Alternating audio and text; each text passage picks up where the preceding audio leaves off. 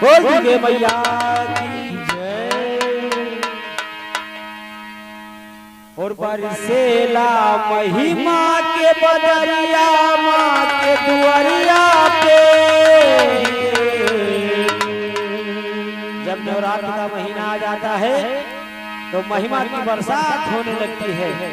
और बरसेला महिमा के बदरिया माँ के दुआरिया पे।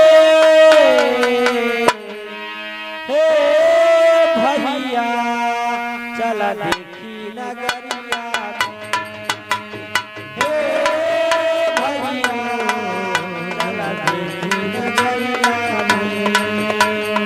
हे भैया चला देखी नगरिया में। बरसेला महिमा के बदरिया माँ के दुआरिया पे।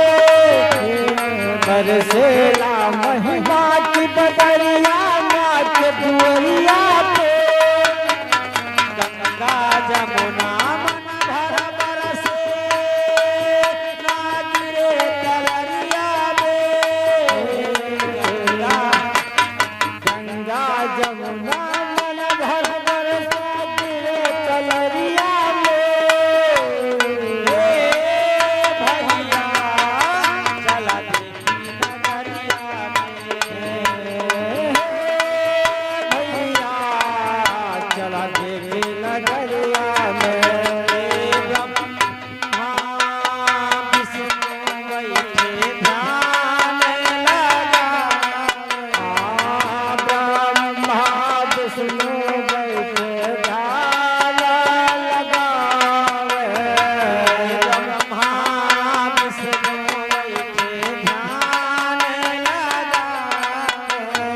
ब्रह्मा विष्णु बैठे ध्यान लगावे। नारद जी बैठे आपन बीड़ा बजावे। नारद जी बैठे आपन बीड़ा बजावे। शंकर डमरू गाल बजावे नाही खुले अखिया। शंकर डमरू गाल बजावे नाही खुले अखिया। शंकर डमरू गाल बजावे नाही खुले अखिया।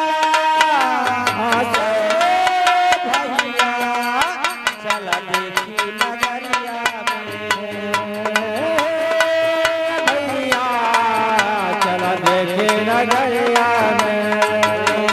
हे भैया चला देखी नगरिया में।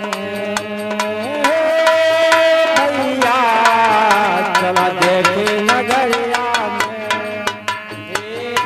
दिया के लहर लहराए हरी पतिया। दिया के लहर लहराए हरी पतिया। चरणों की धूल काटे काटे हर पतिया। चरणों के धूल काटे काटे हर पतिया। चरणों की धूल काटे काटे हर पतिया। चरणों के धूल काटे काटे हर पतिया।